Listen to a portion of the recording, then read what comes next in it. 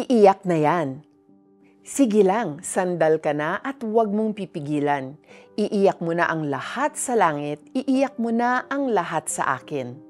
Wow, lyrics yan ng sikat na kanta noong 2005. Malamang pwede rin itong sabihin ni Lord sa atin tuwing may pinagdadaanan tayo.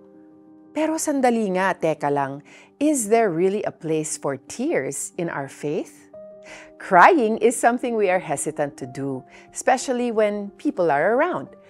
May mali ba sa pag-iyak? Is it a sign of weakness? Pwedeng oo, pwedeng hindi. But is it wrong to show our weaknesses? Well, let's look at Jesus, who is our perfect model.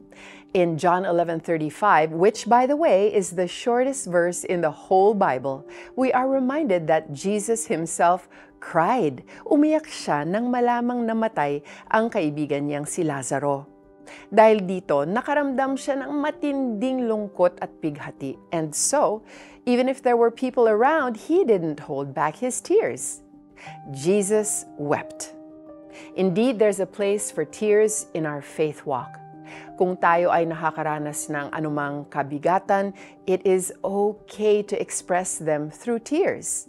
If our hearts feel so heavy, we can let our tears flow before God. Take comfort in the fact that God will not take it against us.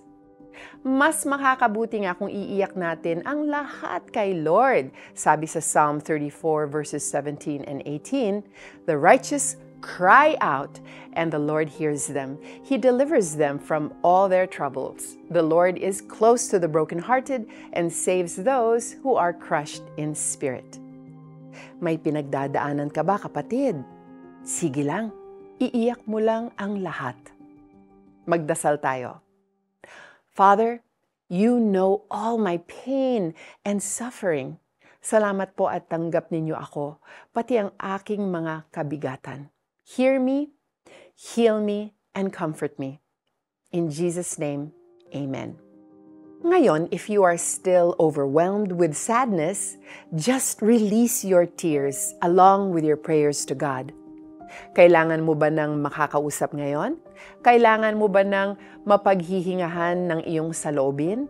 I-click lang ang icon na Chat with Us sa loob ng Tanglaw app para makachat ng live ang ating prayer counselors. Tumangis si Jesus. John 11:35. I'm Joyce Burton Titular, wishing you a blessed day with the Lord.